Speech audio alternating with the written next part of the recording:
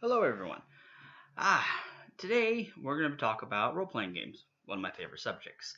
Paizo has a new version of Pathfinder, a new edition that will be coming out next year. They'll be sending out the playtest rules about August, and I'm pretty excited. Not a Paizo fanboy, but I will admit that when Wizards of the Coast did 5th edition and I got the playtest rules for that, I was very disappointed. It seemed like they were basically taking a step backwards, and that left a really bad taste in my mouth. It felt like it was basically 3rd edition with a couple changes, so I was not impressed at all. Still not.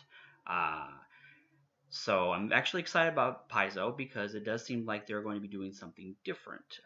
If you're going to do a new edition, you actually need to change things up. And so far from what I've seen, the playtest rules for Paizo's Pathfinder 2nd edition, it appears they're actually doing that.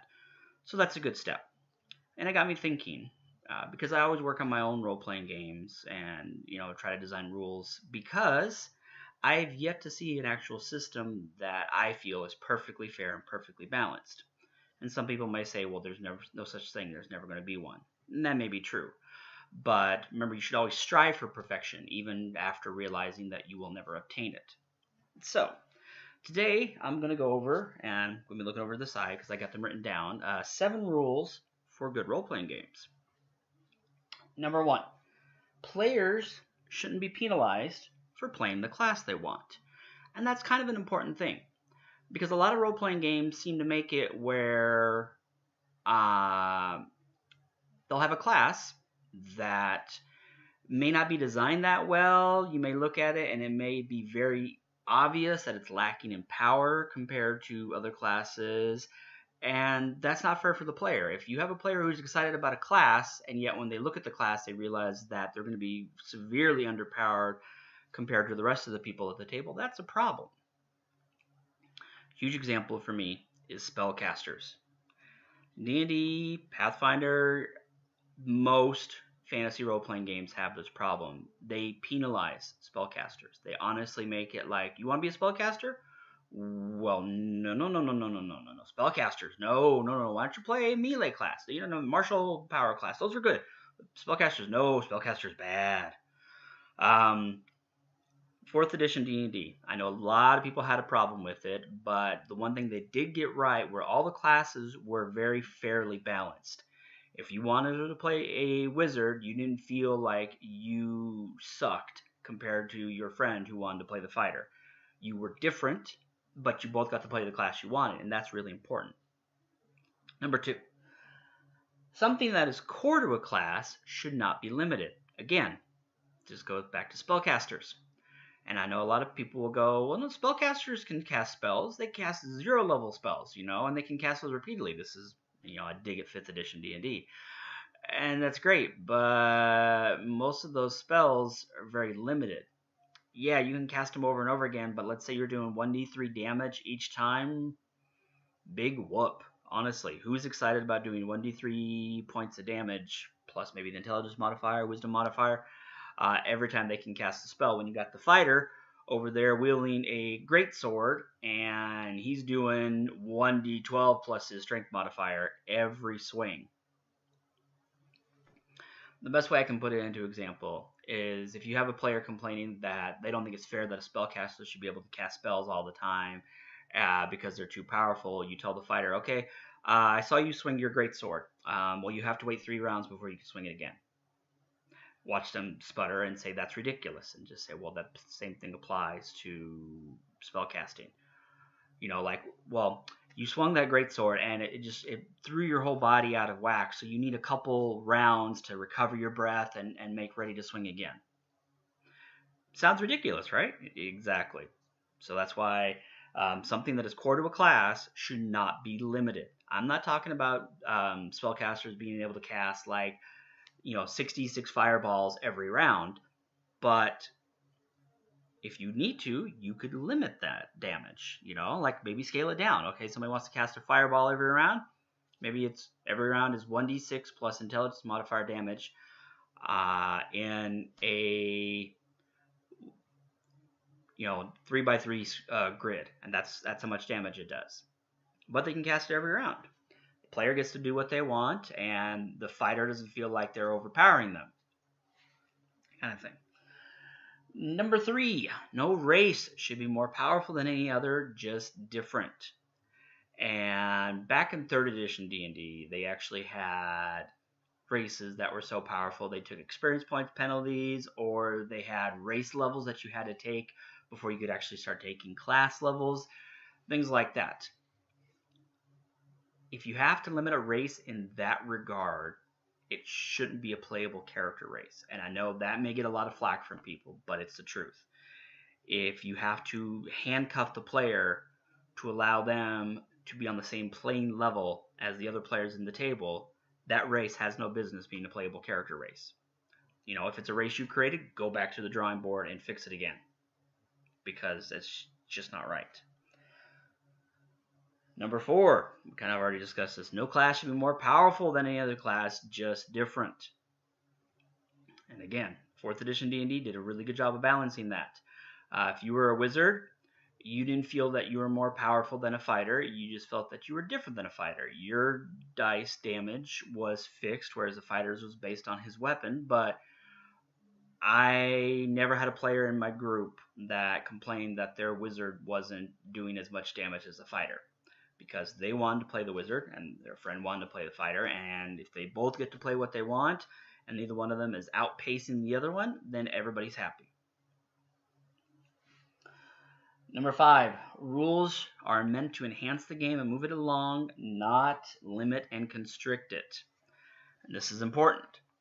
If you have rules in your game, whether it's rules from a role-playing game that you purchase or house rules, and they are slowing down combat, they are frustrating players, you know, even if you as the DM may go, well, no, this just makes it realistic. And by the way, personal pet peeve of mine, I absolutely hate people that pull that crap. You know, they're like, oh, well, this is a medieval game, so most medieval people were considered adults by 15, so all of your characters are 15, and you're going to be dead by 30, and shut up. Honestly, who wants to do that? I have yet to met, except for a few diehard sadomasochists who really like role-playing like that.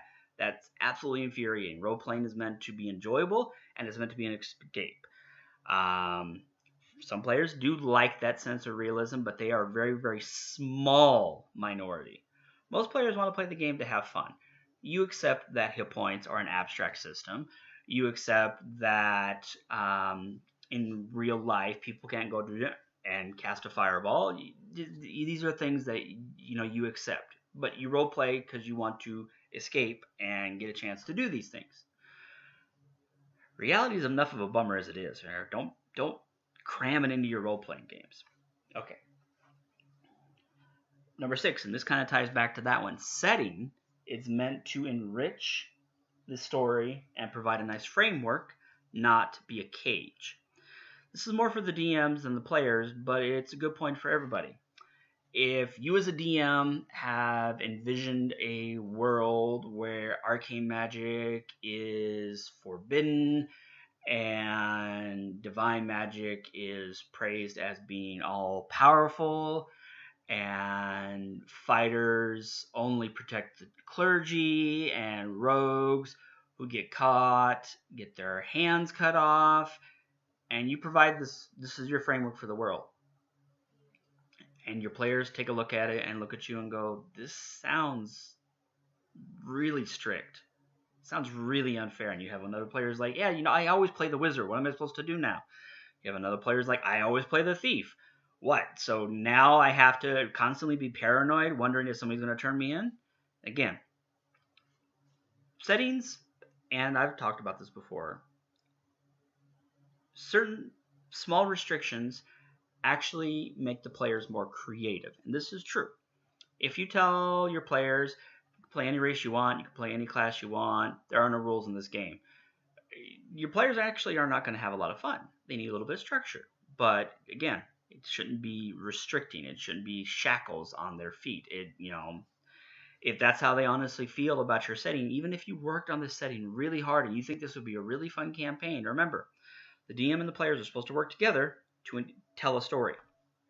If you are telling a story and you're the only one who's interested in it, then it's not really a fun experience, is it? And last, actually discovered rule number 7. Players and the GM are supposed to work together. The GM is all powerful, honestly. A GM can throw whatever monsters they want at players. If the players decide to go off the rails and start destroying the town, the GM can just throw monsters at them until they eventually die.